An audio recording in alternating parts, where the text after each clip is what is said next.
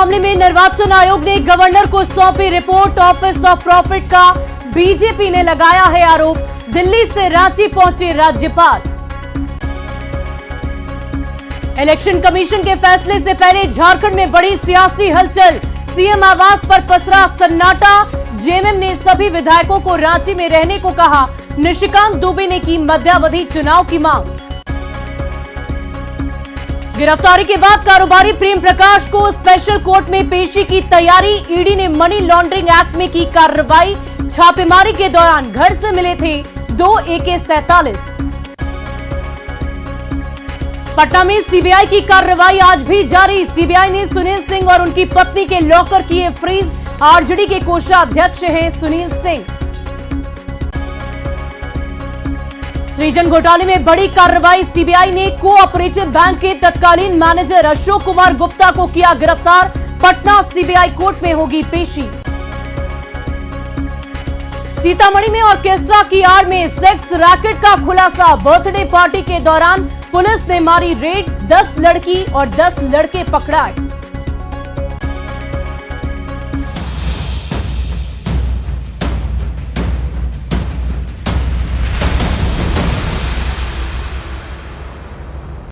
नमस्कार, मैं हूं शुभ मिश्रा और चलिए खबरों की शुरुआत करते हैं। सबसे पहले आपको राजधानी पटना से बड़ी खबर बता दें। सीबीआई की बड़ी कार्रवाई की गई है। सुनील सिंह के सारे लॉकर्स को फ्रीज कर दिया गया है। सुनील सिंह और उनकी पत्नी के लॉकर को फ्रीज किया गया। बता दें कि आरजेडी के कोषाध्यक्ष हैं सुनील सिंह और सुनील सिंह के लॉकर को ही सीबीआई ने खंगाला और 10 से ज्यादा लॉकर मिले हैं जिसे फ्रीज कर दिया गया है। सीबीआई की टीम आज भी जगह जगह पर कार्रवाई कर रही है।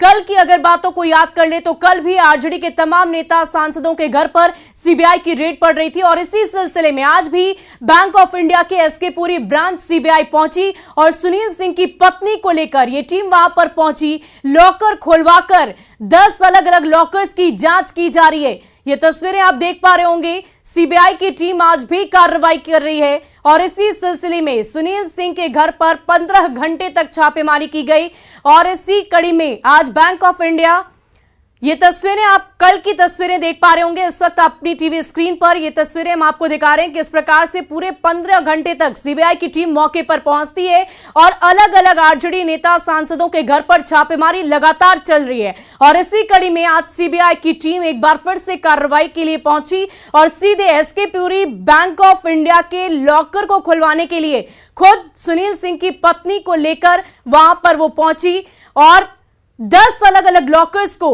फ्रीज कर दिया गया है। आरजेडी के कोषाध्यक्ष है सुनील सिंह और सुनील सिंह के लॉकर को भी आज सीबीआई ने खंगाला है। 1 नहीं 2 नहीं बल्कि कुल 10 से भी ज्यादा लॉकर मिले जिसे इस वक्त फ्रीज कर दिया गया है।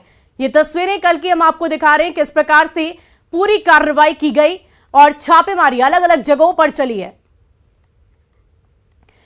और सुनील सिंह ने मीडिया से बातचीत में कहा है कि सीबीआई उनके घर पर बैठी है और इधर उधर के सवाल पूछ रही है। उनको कुछ भी मिलने वाला नहीं है। ये बातें सुनील सिंह ने कही है। आज जब सुबह से ही एक बार फिर से कार्रवाई की गई तो इस पूरे मामले पर सुनील सिंह का बयान सामने आया। और देखिए इस वक्त की बड़ी खबर राजधानी पटना से, जहां साइबर ठग का बड़ा कारनामा सामने आया है। सीएम सचिवालय के नाम से अकाउंट बनाया गया बिहार सरकार के नाम से। और ये बता दें कि लॉकर को खंगालने के लिए सीबीआई की टीम वहां पर पहुंची। सुनील सिंह की बात हम इस वक्त कर रहे हैं जहां पर पत्नी को लेकर इस वक्त निकली है टीम। एसबीआई बैंक से सीबीआई की टीम बाहर निकली। आपको बता दें कि सुबह से ही कार्रवाई चल रही थी और इसी कड़ी में एसके पुरी एसबीआई ब्रांच से इस वक्त सीबीआई की टीम बाहर निकली है। और इस वक्त बिहार के डिप्टी सीएम तेजस्वी यादव क्या कुछ कह रहे हैं, सीधे उनका रुख करते हैं। क्या मतलब है, क्या मजाक बना रखा है? तो हम चाहेंगे, अपनी बातों को हमने रखा, तथ्यपूर्ण रखा। अब बताइए कौन सा बड़ा जांच एजेंसी है देश का, सोच लीजिए क्या जांच करता है। खाली पॉलिटिकल, ओनली पॉलिटिकल वेंडेटा। हाँ, विश्वास खत्म नहीं, अब खत्म तो हो ही गया। अब ये लोग तो जांच एजेंसी ना बन करके गुंडा में बदल गए। भाजपा के प्रकोष्ठ में तब्दीली हो गई। तो अगर इससे रिलेटेड अगर कोई सवाल है, साथियों हम कोशिश करेंगे कि तारतम्य में हो, एक एक करके सवाल पूछें, 5-6 सवाल लेंगे क्योंकि अगली एक मीटिंग है।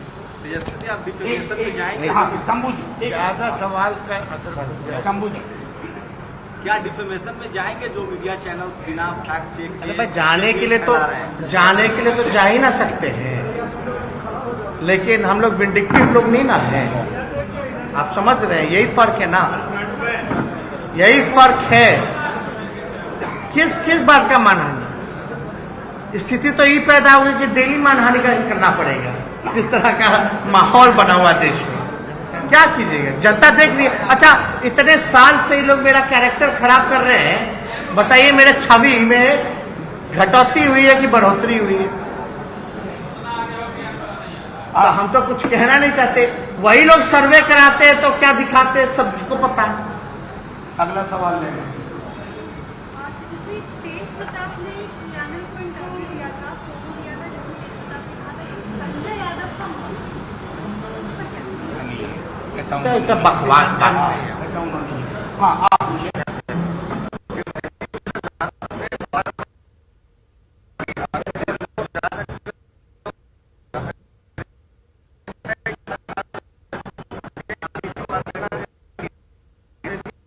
पार्टी के साथ भी ऐसा किया जा रहा है, क्या कहेंगे? तो पूरे मुल्क में हो रहा है, इसमें छुपा क्या है? वही बात को तो हम एक्सप्लेन कर रहे हैं। सूर के हवाले से सवाल करते हैं, वो उसी सैल्यूट करना चाहते हैं, मतलब सीबीआई को आप पूछें जोर से।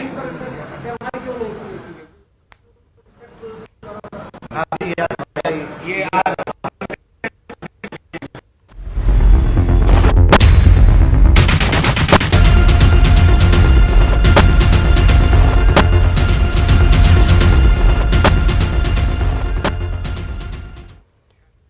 और देखिए सूत्रों के हवाले से आपको बड़ी खबर बता दें राजधानी रांची से, जहां सीएम को राजभवन बुलाया जा सकता है, राज्यपाल उन्हें राजभवन बुला सकते हैं। इलेक्शन कमीशन के फैसले के बारे में पूरी जानकारी उन्हें बुलाकर दी जाएगी। ये बड़ी खबर आपको राजधानी रांची से बता रहे हैं, जहां राज्यपाल सीएम हेमंत सोरेन की तलब कर सकते हैं और कुछ ही देर में उन्हें राजभवन बुलाया जा सकता है।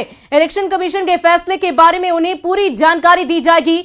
आपको बता दें कि सुबह से ही झारखंड में सियासी हलचल चल रही है और लगातार सबकी निगाहें सिर्फ और सिर्फ उस बंद लिफाफे पर टिकी हुई है कि आखिर उस लिफाफे में कौन से फैसले सुरक्षित रखे गए हैं। इलेक्शन कमीशन की तरफ से क्या कुछ बातें उस लिफाफे के अंदर बंद की गई है। अब कुछ ही देर में जब राज्यपाल उन्हें बुलाएंगे तो इस पूरी बात की जानकारी दी जाएगी कि आखिर फैसला उनके पक्ष में है या विपक्ष में। ये बड़ी जानकारी हम आपको दे रहे हैं। खुद मुख्यमंत्री हेमंत सोरेन राजभवन पहुंचेंगे, उन्हें बुलाया जाएगा। अभी थोड़ी देर पहले राज्यपाल राजधानी रांची पहुंचे, दिल्ली में थे और दिल्ली से सीधे उनकी फ्लाइट राजधानी रांची पहुंची।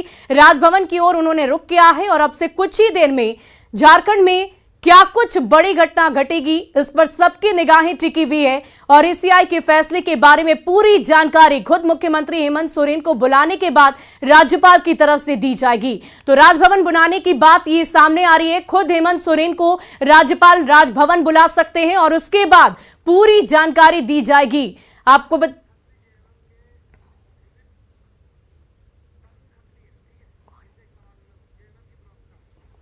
और इस वक्त जेएमएम के प्रवक्ता हमारे साथ जुड़ चुके हैं, उनसे हम बातचीत करते हैं। क्या कुछ जानकारी मिल पा रही है? क्या आपसे कुछ ही देर में वाकई मुख्यमंत्री हेमंत सोरेन राजभवन पहुंचेंगे और आगे अब क्या कुछ बात सामने खुलकर आ रही है? जल्दी कीजिए जी।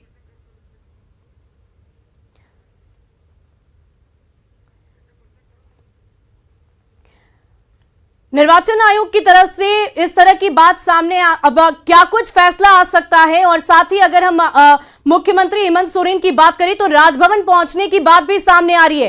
क्या वाकई वो राजभवन पहुंचेंगे? कुछ जानकारी ऐसी है आप लोगों के पास? तनुज जी, मैं आपकी आवाज नहीं आ पाई।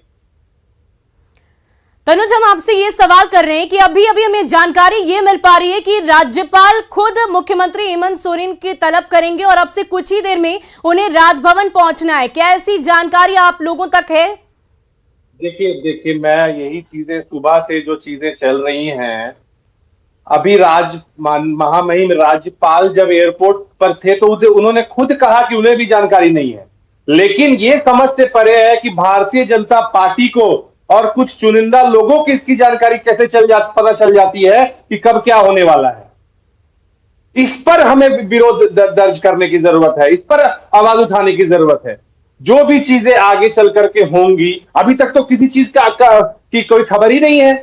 जी तनुज, ये बताइए कि जो बात सामने आ रही है कि लगातार सबकी निगाहें टिकी हुई है, सियासी हलचल भी तेज है और खबर तो ये भी है कि जेएमएम की तरफ से एक अहम बैठक बुलाई गई है। क्या इस बैठक में किसी बात को लेकर चर्चा होगी? नहीं, मैंने तो वही कहा ना कि जब इस तरह की बातें अभी कहीं है ही नहीं, किसी माननीय मुख्यमंत्री को किसी तरह का कोई पत्र नहीं मिला है, लेकिन समझ से परे है कि भारतीय जनता पार्टी आज ये सभी, इसी से हम बार बार कहते हैं ना कि ये कंट्रोल करते हैं सेंट्रल एजेंसीज को। महामहिम तक को खबर नहीं थी, लेकिन भारतीय जनता पार्टी के सांसद को खबर है, उनके प्रदेश अध्यक्ष को खबर है। उनसे सवाल कीजिए भारतीय जनता पार्टी के लोगों से कि कहां से पता चलती है चीजें आपको। क्या गरिमा को खत्म कर दिया गया है? ये तार तो हर दिन हो रहा है सेंट्रल एजेंसी। लेकिन खबर तो ये भी है कि पिछले 6 महीने से लगातार इन बातों को लेकर सियासी गलियारों में चर्चाएं जोरों पर हो रही है और ऐसे में आज ये फैसला सामने आ सकता है। इस बात की चर्चा तो पहले से ही हो रही थी। अब ऐसे में आप कह रहे हैं कि ये तमाम बातें सामने है ही नहीं। अभी कहां सामने है? अभी at this point of time अभी सामने नहीं है। जब कभी सामने होंगी तब मैं समझता हूं कि एक समझदार व्यक्ति के रूप में तब हमें चर्चा करने की जरूरत होगी, तनुज, आज की बैठक में क्या कुछ चर्चा हो सकती है? क्योंकि बैठक बुलाई गई है, इधर कांग्रेस की बात कर लें तो सभी विधायकों को वहीं पर रहने की बात कही गई कि वो रांची से बाहर ना जाएं। ये तमाम तैयारियां क्यों, ये तमाम चीजें सामने क्यों आ रही है जब ऐसी कोई बात ही नहीं? देखिए नहीं, ये तमाम चीजें यदि आ रही हैं, आपको अगर इसकी जानकारी है तो ये बात आपको और भी जानकारी होगी कि लगातार माननीय मुख्यमंत्री हेमंत सोरेन जी गठबंधन के और अपने तमाम जो विधायक हैं उनसे लगातार वार्ता करते हैं जी। लेकिन माननीय मुख्यमंत्री को किसी भी मीडिया से ये सब जानकारी मिल रही है कि इस तरीके की चीजें हुई। भारतीय जनता पार्टी के नेता बोल रहे हैं। ये कितना उतावलापन है, ये सवाल कीजिए अगर आपके सामने, चूंकि मैं नहीं देख पा रहा हूं स्क्रीन पे, अगर कोई भारतीय जनता पार्टी का प्रतिनिधि है तो उनसे पूछिए। जी, बहुत बहुत शुक्रिया हमारे साथ जुड़ने के लिए तनुज। और इस वक्त हमारे संवाददाता निरंजन हमारे साथ जुड़ चुके हैं राजभवन से लाइव, सीधे उनका रुख करते हैं। निरंजन, क्या कुछ तस्वीर आप देख पा रहे हैं, क्या कुछ हलचल है वहां पर? देखिए, सरगर्मी तो पूरे झारखंड में बढ़ गई है।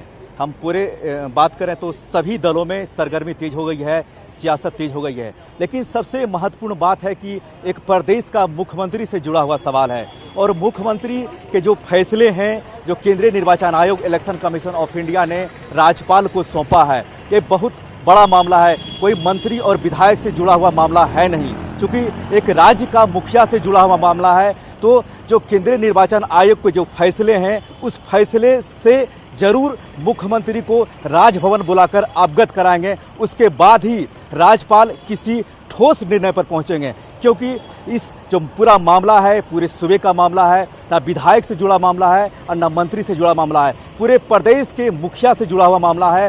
तो निश्चित तौर पर राज्यपाल केंद्रीय निर्वाचन आयोग के किसी फैसले से पहले मुख्यमंत्री को बुलाएंगे और निर्वाचन आयोग के फैसले को उससे अवगत कराएंगे। उसके बाद ही कुछ मामला आगे बन सकता है। वहीं दूसरी ओर 29 अगस्त को जो दुमका के विधायक बसंत सोरेन है, उनसे भी जुड़ा हुआ मामला है। अभी वेट करना होगा, इंतजार करना होगा, क्योंकि देखना यह होगा कि क्या निरंजन आप हमारे साथ बने रहे। और इस वक्त हमारे संवाददाता अविनाश भी हमारे साथ मुख्यमंत्री आवास के बाहर से जुड़े हुए हैं, सीधे उनका रुख करते हैं। अविनाश, क्या कुछ तस्वीरें हैं, क्योंकि अब अभी ये जानकारी आपने दी कि अब राजभवन पहुंच सकते हैं मुख्यमंत्री हेमंत सोरेन? नहीं, देखिए 4:30 बजे का समय जेएमएम ने कहा है कि वो पीसी करेंगे और उस पीसी में इस बात का खुलासा जो कि बाहर में सुप्रियो भट्टाचार्य ने भी कहा कि ये अजीब सी बात है जब चुनाव आयोग के द्वारा जो फैसला लिया गया है, जो राय राजभवन को भेजी गई है, वो बंद लिफाफे में है और उसको लेकर लगातार बीजेपी के नेता और उनके सांसद बोल रहे हैं। तो ये एक आपराधिक मामला है और मामला बनता है और इस पर वो मामला दर्ज भी कराएंगे और इस तरह से देश भर में एक चुनाव आयोग के द्वारा जो आदेश दिया जाना है, उससे पहले ही इस तरह की राजनीति करना कहीं से भी सही नहीं है। अंदर लगातार जो लोग हैं, जो मंत्री हैं, अगर विधायकों की बात करें, लगातार संख्या बढ़ रही है। कुछ देर पहले हफीजुल हसन पहुंचे थे, उसके बाद जगन्नाथ महतो पहुंचे, उसके बाद मथुरा महतो जो पार्टी के विधायक है वो पहुंचे, राज्यसभा सांसद महुआ माझी इस वक्त अंदर पहुंची हैं।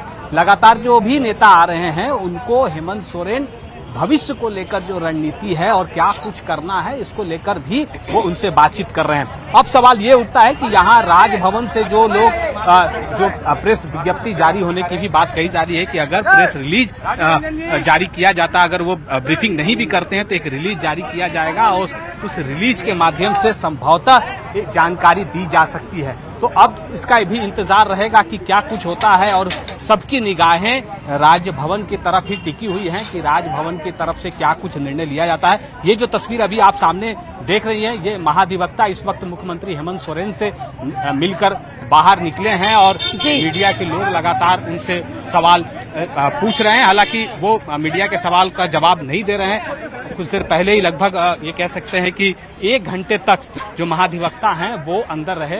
मुख्यमंत्री से इस बात पर चर्चा हुई क्योंकि ये कहा जा रहा है कि जो भी फैसला आएगा उस फैसले के बाद जो मुख्यमंत्री हैं वो सुप्रीम कोर्ट जाएंगे।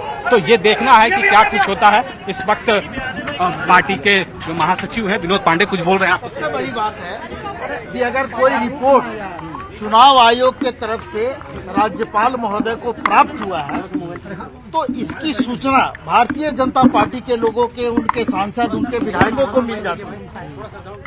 लेकिन जो सूचना हम लोगों को प्राप्त होना चाहिए वो सूचना हम लोगों के पास अभी कुछ नहीं है।